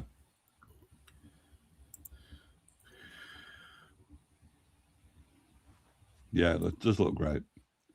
Yeah. Yeah. Well, go ahead, Joe. Sorry. I think The Apartment is in widescreen. I may be wrong. Yeah, I love The Apartment. Another one of my favorites. At least. My other favorite Shirley MacLaine movie, made in the same year, actually, I think, is Trouble with Harry. There's a nice box set of The Apartment, which I've got somewhere in this room. All right, we got to start. So let's see what Tim's watched. All right. Well, this doesn't apply, but I want to talk about a beef for a second that I have with my only Laserdisc beef. I'm going to start out with a Laserdisc. Is that when a movie is in widescreen and Laserdisc, they're always 4x3, so you get the bars on this. It's small, basically, but you can blow it up. But if it's a foreign film, usually the subtitles are on the black part in the bottom, so you can't blow it up. So you got to watch it small. I hate that. Yeah. Anyway, I watched Hell in the Pacific with Shiro Mifune and I forgot. Is it? Yeah, Lee Marvin. I thought it was Lee Marvin. And this is a great movie. They're the only two in it, basically. And it's World War II, and they're both stranded on an island together, and one's Japanese and one's American. So they spend most of the movie trying to kill each other, and then they decide they get to get along. And they never do learn to speak to each other. So it's a really good movie. It's just, because there's one setting, but the Laserdisc has the original film, and they made a different ending for Japan, and they put that on the end. I like the Japanese ending better. I don't know if I should talk about either one, but the American one is just really defeatist. And the Japanese one, I just find to be more true to the film. So is there not much dialogue in that then, Tim? There's dialogue but there's no subtitles. So it puts you in the perspective. If you're an American, you're in Lee Marvin's perspective. So you don't know what the heck Toshiro Mufino, however you pronounce his name, is talking about. But when you watched it in Japan, you obviously took the other side and you knew what he was talking about. And you didn't know what Lee Marvin was talking about. So it makes it a very interesting film. Yeah. And so this is a case where you better not study a foreign language if you want to enjoy the film, right? Yeah. Well, no. It would be fine if you knew what they were both talking about, but it puts you more in each one's place if you don't know what the other one's talking about. But I really enjoy this film. I had seen it before, but not in a long time. A great film. I think Tom Hunyadi knows this film and likes it a lot. Speaking of Tom follows the Oscars. Yes. He does. Yes, he does. And I watched 2 films. I got them off YouTube, but I didn't watch them on YouTube. 2 Frank Capra films that I should have known would have been on YouTube by now. They've been missing for years. I've never seen them, and I'm a huge Capra guy. And about 9 months ago, they released this huge Capra box. And they were in the box. So I should have known that somebody would put them on YouTube, but I never looked until the other day. And I found one, and then I'm like, I wonder if the other one's there. And it was. And they are, and I'll talk about them at the same time, Dirigible and Submarine. One's about a flying blimp, and the other one is about a submarine, which the submarine doesn't appear till halfway through the film, by the way. And they both star the same 2 actors, which I find funny, in similar roles. And there's a woman that gets between them in both. But they're adventure comedies, and for the time, they're pretty good. And there's some pretty amazing shots. One, Submarine is 1926 or 28. It's silent. It's an early film, and Dirigible is 30, 31. It's a sound. It's Dirigible is it one Columbia put them out. Columbia's second. Actually, Submarine is Columbia's second sound film, but there's no dialogue in it. There's just sound effects and music. It's 1928, and Dirigible is 32, maybe something like that. And they both have the same plot, only the roles are sort of reversed. The woman belongs to one guy in one movie, and she belongs to the other guy in the other movie. And the other guy, in each movie, the other one gets involved and has an affair with, in one she's a wife, and the other one she's not. But by today's standard, or by the standards of, I see why they got buried, because they're both sort of pre-code films. So, they're in bed together a lot and all of this kind of stuff that after 1934, so they got sort of buried, and they're all about affairs. And in the second one, or the first one, Submarine, she's awful, and neither one winds up with her. I'll spoil the ending, and yay, I was so glad. I was hoping all the way through that nobody would wind up with her. But anyway, great films. They're both on YouTube, Dirigible and Submarine, and worth watching. Early Capra. And then I have to watch at least one modern film a week. I'm trying to watch 2, but I didn't this week. I've never seen this. I can't believe I've never seen this. I enjoyed the heck out of it. It's just a nice, interesting little watch. Empire Records, Blu-ray. And it's got Liv Tyler. I didn't know I had Renee Zellweger in it in one of her first roles, and they make the film for me. It's just about a record store, an unbelievable record store, and it's one of these. To me, it's like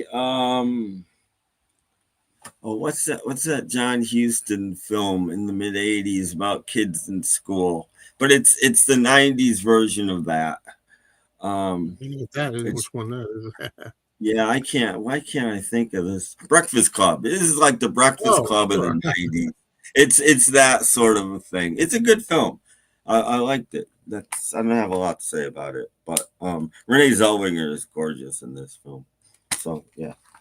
And last, I only watched 5. So widescreen black and white film made in the UK, The End of the Affair with Deborah Carr. And he's not even he's third billed at best, but you got why can't I think of his name? I can't think of anybody's name. I'm so old. You gotta be better prepared then. You know you're gonna talk about him. See, he's not even on the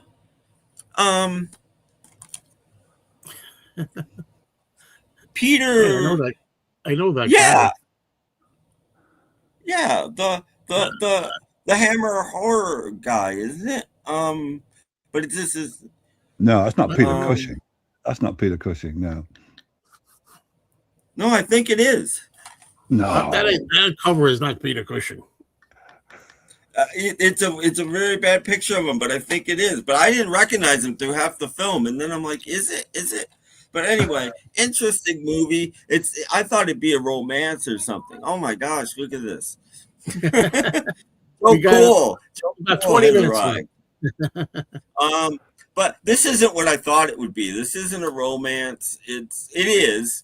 This woman is just awful and has an affair with Van Johnson, and she's having Van other Johnson. affairs too. Yeah, that's Van Johnson. Yeah, he is.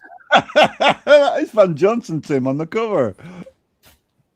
Okay, it is. But anyway, Peter Cushing is in this film. Okay. I think it's Peter Cushing. Oh boy. There's another guy I can get confused with Peter Cushing. So maybe it's not. But it's a famous British guy, but he's like fourth billed. What happened, Tom? What's going on? What's going on? I don't know. Something's weird. Anyway, this is another. The film leads you on to think that she's horrible, and she's actually not. And it's just an interesting British film. Again, shot black and white, widescreen, and I liked it way more than I thought I would. I thought it was a very interesting movie. I've had affairs the other way around, where the girlfriend is really nice at the beginning, and you thought she's really nice, and yeah. Well, at the beginning of the film, Van Johnson, who is the guy that she has the affair with, she gets invited to a party. He knows her husband and gets invited to the party. And as they're leaving, he wants to say goodbye to her, but he goes to do it and finds her off in a corner kissing another man. So he just leaves and figures, okay, now I got her. I know what she's all about. But they wind up together anyway, but he does never trust her because of that. Why did Tom leave? It's like, come on, man. Tom, he's almost done. This is his last movie.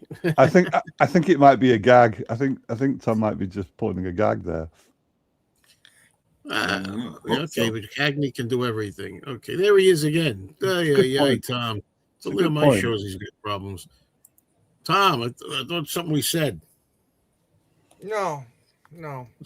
Sorry. What's going on? What can you say in like a few minutes? Let's see here. All the President's Men. I almost won. Immortal Story, Orson Welles' last completed film. Another Orson Welles film with The Stranger. I almost bought that, I think.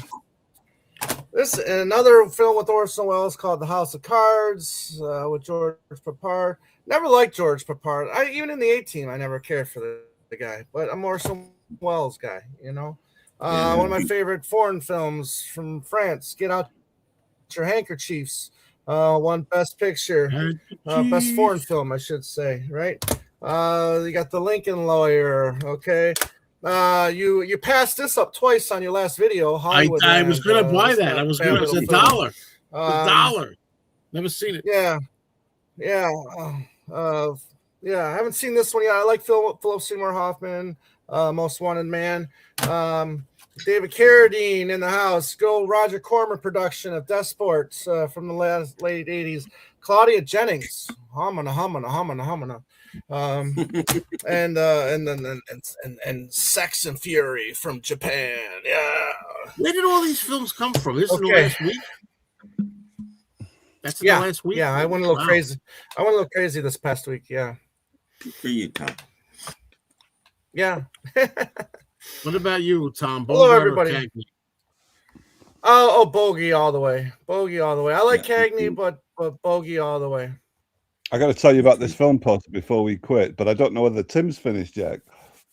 No, You I'm were. finished. Are you finished? Yeah, no, I'm finished. I saw. Oh, by the way, I films. just want to cover something here. That is Peter Cushing. We're talking about. I thought he was talking about who's on the cover. The cover is Van Johnson. No. Yeah. No, but just he plays such a meek little guy in the film that you don't even recognize him. You know, Yeah, I think High Fidelity's overrated, but whatever. I expected more out of it. What, the record store or the movie? The movie. Let's see. All right. Just give me time to get a little more of these, then we'll go to 4D. Stevie Wonder. We can work it out. I think the guy on the cover is Van Johnson. I knew he was. it is familiar. Van Johnson, but I couldn't think of who it was. You were talking about something else with Peter Cushing in that movie. but it's funny.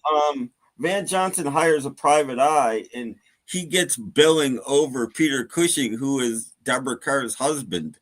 You'd think Deborah Kerr's husband would be, but no. And by the way, I didn't like the Sean Lennon commentary over that scene. Very classy, very classy. It wasn't necessary. Yes, people can make up their own damn mind. Absolutely. You don't need Sean Lennon to tell you what to think. No. I think it gave people the right to be okay to think about. And what does he know? It was perfect. The kid was it was perfect. 5 years old. He was 5 years old. What does he got to know? It's his dad. He can say what he wants. I was especially troubled that the other Lennon son, who was neglected even back at the time, is neglected entirely in that film. Poor baby. Where the fuck is he though? Lots of Sean Lennon, but where's That's up to him? Listen, you'll see. Listen, this is where I will agree with Joe. I mean, listen, there's lots of pictures with John and Sean. I'm sorry, John and Julian throughout his life. Tons of periods. Tons of pictures. Yeah. I'm sure he was spoiled every time that he was with John. I'm sure he got whatever he wanted. I don't think he had to work a day in his life. I don't think he had to do any 9 to 5 jobs. Look, I mean, I'm just wondering why he didn't appear. Was it his choice, or was it revisionism again from the Yoko Ono? But for that movie, there's no need to have him in that movie. Man. Is there a Man on the Run? Well, I would argue the same about Sean Lennon, but he seems to show up quite a lot in material that comes out of the Lennon estate. So to me that reinforces the neglect of Julian Lennon. Why have Sean Lennon there talking? Sometimes you can get Sean Lennon talking about the Beatles as if he was fucking there in Liverpool at the time when they were the Quarrymen. That seems overkill to me. There you go. Because he remembers that pretty good, I guess.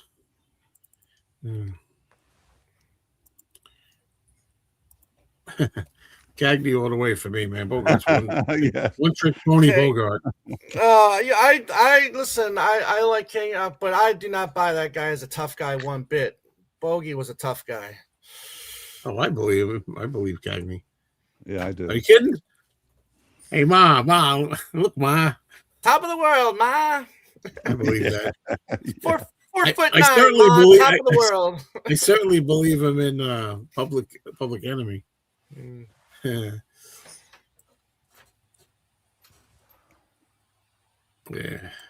He looks like the amazing Chris Well predicts. Yeah. Oh, yeah. Okay. It's Edward G. Robinson. I know. Oh, this whole thing. Yeah, enough with the Ram thing. Man. Yeah. A lot of people didn't like it then. I love the comments. Don't get me wrong. I'm not talking shit about you, Eric, with the comment. All I'm just saying is it's just like we know already. Yeah. I'm sorry about that too, because sometimes somebody says something, it reminds you of a general thing. Right. Exactly. Yeah. So anyway, Tom Lee, you made it at the end. I'll put you in a thumbnail, make people watch to see when you're gonna see it. Yeah. So What do you think about? Do you think I'll watch any of these movies that I showed them all? I'm gonna make a Listen, video. listen here, guy. I've been wanting to especially come on. So you passed up so many fantastic movies What are you gonna do? in that video. Oh my! I'm sure. I'm like, I'm sure. he's passing this one. He's passing that one. Yeah. He's slipping through the greatest genre of all time, like it's nothing. Yeah. You know. Yeah. Plenty of criterions in here. I hope they look good enough for considering their criterions. Well, But, DVD at the time, I'm sure I got more criterions in this batch I picked up than I did Kino. Oh, good. You're Even though learning. Kino's superior. You're learning. Yeah, fine. Whatever. But, I don't think maybe listen. I mean, again, it's just depends on if you feel like the person's believable enough. I believe Bogey when. Well, I believe Bogart too, because he can't really. I mean, I'm not. I don't see it. I don't know all Bogart stuff, of course, or Cagney stuff, but like Bogart, I wouldn't. I guess in Casablanca, maybe. I was thinking of like Lover and all. Have not. I don't know. To me, he's always like that kind of like. He could be a rough gangstery type Bogart. What the hell? Yeah. I mean, this stuff. Platinum Blonde's great. Yeah, I passed up Ace in the Hole. Yep. Hey, look, I don't know the movies, man. I picked up a lot of good stuff here, And another thing is, Tom, how do you feel about? I don't know if you saw all the ones I had, but most of them are DVD, and it's like, what am I going to do? It's just to watch them, right? A lot of them, but then again, time's running out. No matter what anybody says, right, Tim? Time is running out. Time is of the essence. Tomorrow. That's a stupid attitude. Even if the best case scenario, there's not a lot of time left. Even if I live to be 85, it's only 20 years. Well, speaking of time running out, how any film that's shot in San Francisco, to me, has a head start because and you said what the Big Easy too, right? Yeah, and Venice is another place where if you're going to take the cameras to Venice, it has to be a really bad film to fail. So this book, which I've mentioned before, right, is from a film that was mostly shot interiors as well in Venice. So it's a horror film from 1973 called Don't Look Now, and it's full of unpublished photos. So you get really weird photos, like when they were in Venice, the actors changed in their hotel rooms, and if they had to do a wardrobe change while they were on the shoot, they just changed in the street. So if you happen to be a tourist in 1973 Venice, you might come across Julie Christie doing a wardrobe change sat on the pavement in the street in Venice. So this book is full of unpublished photos like that. And I've never been to Venice, and I really want to go there before I die. I'm just fascinated by the whole thing, the whole look of a city full of this heavy stone architecture, which seems to be floating on a lagoon, because you don't see any of the substructure. It just seems to be floating on the water very strangely. So I've got loads of books on Venice, like this impressionist painter Turner did lots of beautiful watercolors in the 1800s on Venice, and it's such a cultural city, legendary because it's sinking. So there's always renovation projects going on to stop the city from sinking. I wouldn't go there. I don't want to sink. but there's such a lot of history and art encapsulated in that city. All right, so then you get to this fucking 1967 film here. Wait a minute. Enjoy the fine arts of Venice. Murder, spies, women. Yeah, So they're fully aware in the poster that this is an artistic city, but then they just send it up completely. So I've never seen this film yet. It's not available on Blu-ray. It's only available on the Warner's archive, and I haven't got it because it's only DVD. But I'm assuming there must be some kind. Certainly, the poster is a spoof.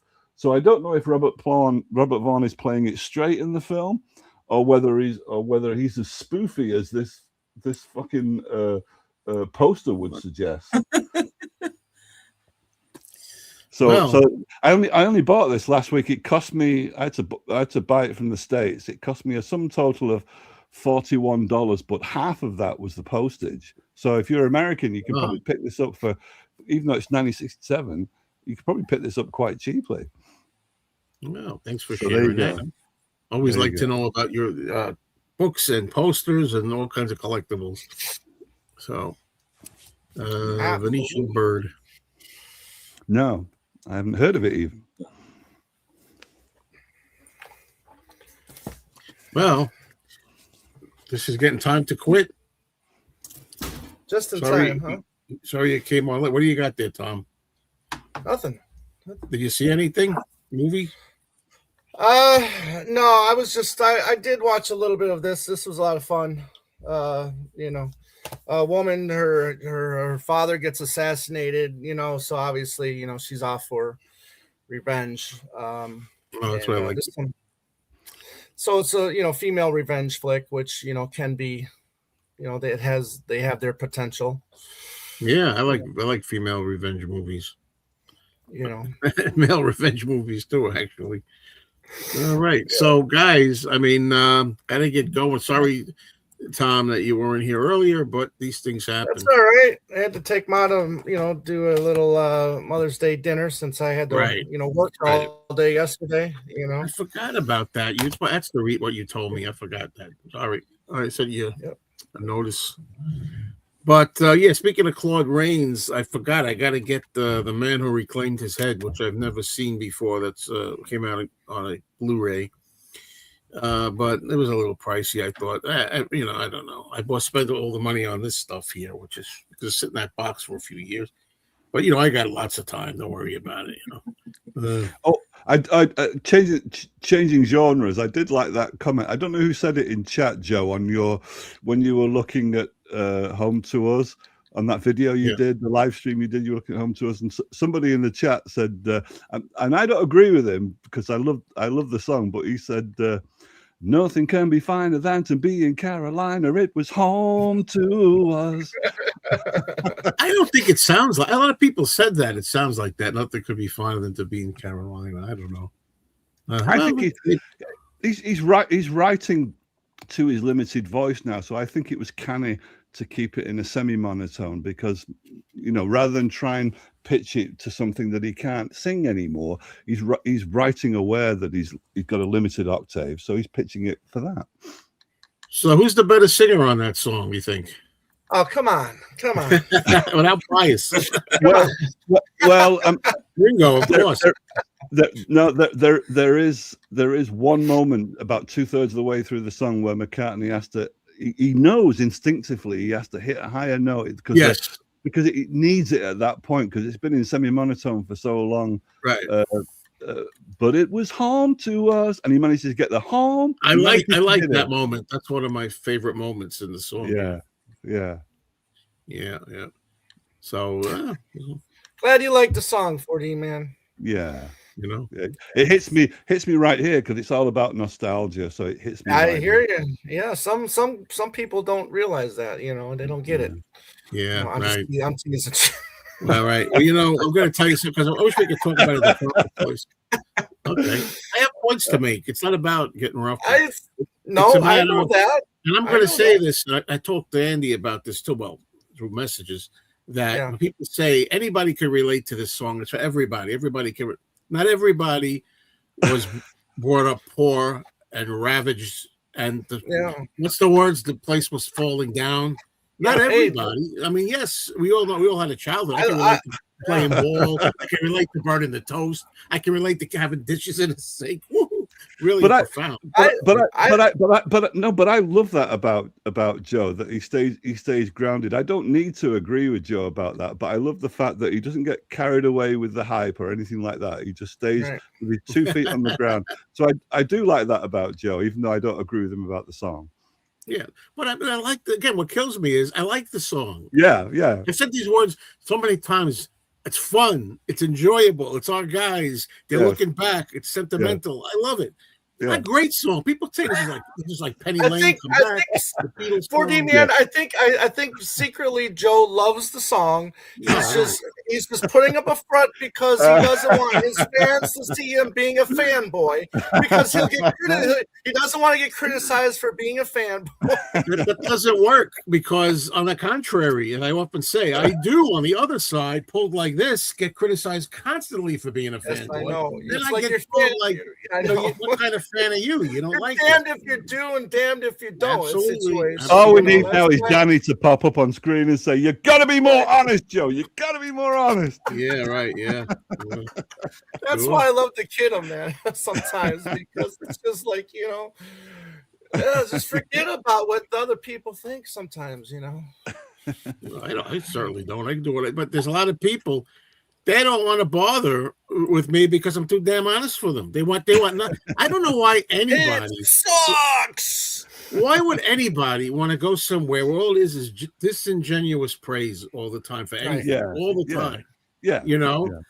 And even if it is genuine, like they think it's genuine in their own heads, they're doing it because of a bias. They don't even know it. Right. I think, I believe in, me, you never know what you're going to get. Is he going to like the new Paul album?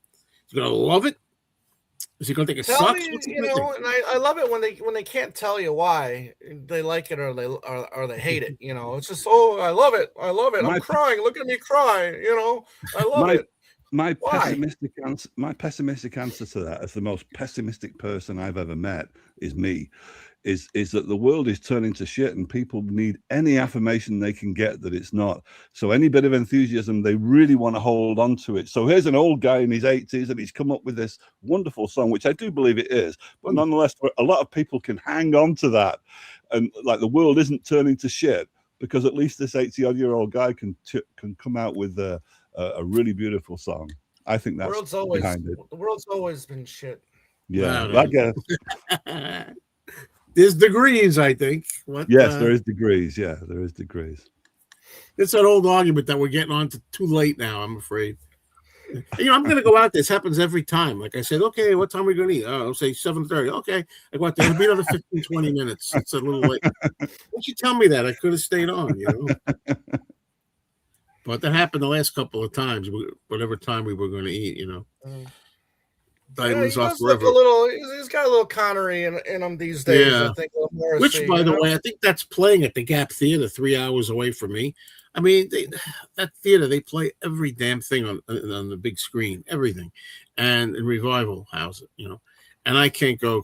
I could go, but what I have to do is I got to go 3 hours, watch it at night, and then stay at a hotel, Right. I will check out the Venetian Bird on screen right after this show ends. So I'm really interested in that.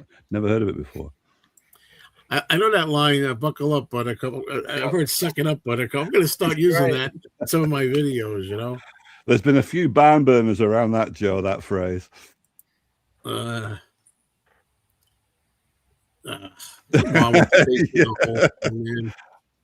You got the outer limits.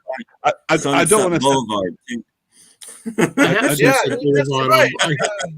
Hold on a minute, wise guys. I have it on DVD and I bought it on Blu-ray. That's in the box there. I don't want to.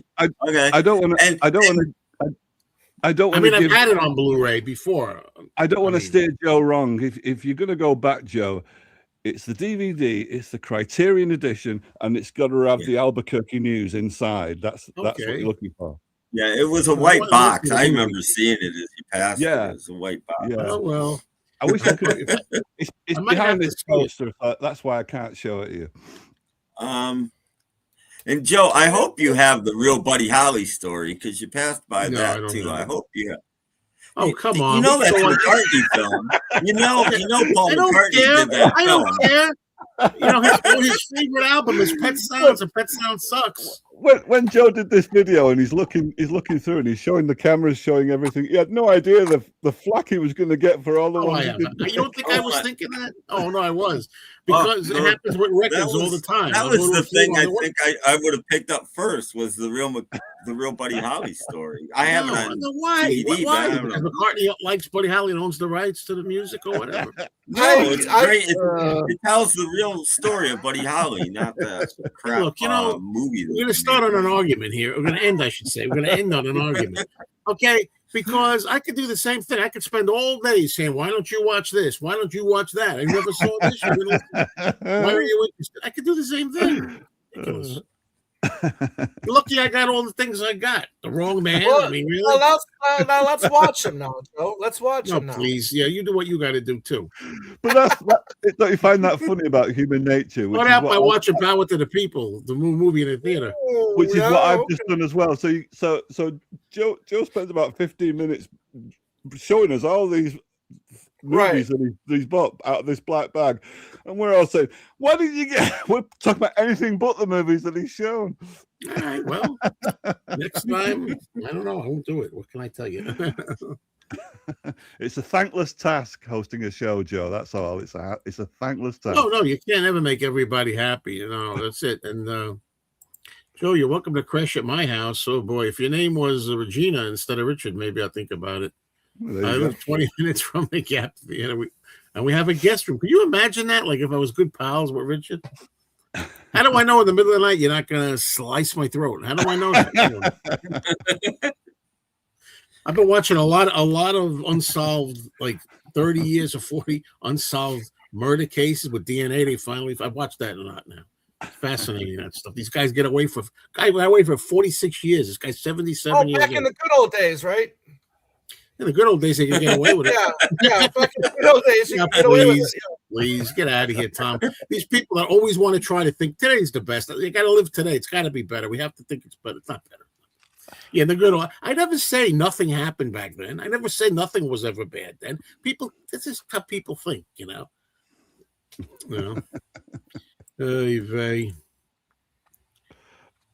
Yep. Oh, I know. I've seen it. I know the movie. I have it. Yeah, Bogey was a bit part in that one. Bogey pretty much got his start with in a lot of Cagney films. He won't be 16. Yeah. There was that Betty Davis film that he made that really launched. Petrified Forest. Petrified Forest. That's the one. Yeah, that's the one. With Leslie Howard, who she made a lot. You've seen it, right? You've seen it. Yeah. One of these days. By the way, how's that classic 39 Honeymooners coming that you got there, Tom? It's old. It's old. I don't need to see that now. I need to see what you think of that. I will. It's still on my Amazon wish list. Are we ready to eat in there? just before, if there's a moment just before we split, I was going to read this out, but then I found out it wasn't from the Betty Davis film that Joe bought. But this I would wipe my mouth every time you kiss me. I wiped my mouth. This is Joe. You just nailed it. That's the one. This That's little the movie. line. Yeah, well, this little line that I'll read out to you is what Betty Davis said, and I'm thinking, wow, was that in the script or did she fucking make it up? Because it's like, really, imagine if you're the husband. So what she says is, this is verbatim, "Oh, you cheap petty bookkeeper, you. Every time I think that those soft, sticky hands of yours ever touch me, it makes me sick. Sick, Ooh. Do you hear? You're everything that's repulsive to me. Your wife. I've never been a wife to you, you poor simpering fool. If you had any pride, if you were a man instead of a drooling milksop, you'd throw me out and be ashamed to admit that you'd ever married me." Imagine that for a God. If that is a screenwriter and not Betty Davis, he must have had real confidence in her to deliver that, because that's like, fuck, you know, that's not how women speak in the 1930s. I know. She's a real innovator, that one, a real rebel, Betty Davis. That's why I like it. A little John Lennon in there, huh? Yeah. Maybe her family could make a Betty Davis who could cut out all the unsettling parts. Right, yeah. Astonishing. That's astonishing to me. Anyway, guys, I'm sorry that Kimber just got here, but we got to go. And I know people a lot of times can't come in here that early. That's why but sometimes we have to do this later, maybe. But then people in England aren't going to be able to get here. There you go. Okay. All right, everybody. At least Tom made. We had a good Donnybrook in there. We got a little Donnybrook going in there. And thank you, 4D. Thank you, Tim. Thank you, Tom. And thank you, everybody. Thank you. Now I got to watch Ace in the Hole. I'll never hear the end of it. Yeah. So I might have to be, and if I tell you, I'm being honest with you. If I don't know when I'm going there again. What's tomorrow? Tomorrow, Tuesday. I don't think I'll be going there tomorrow, honestly. But when I go there, I'll look. And if I tell you it's not there, I'm being honest. I'm not going to lie. Okay. Okay. Because it's been a while. Okay, everybody. Thank you. All right, so we're gonna go. I think I smell the chicken in there. Talk soon. Cheers. Cheers.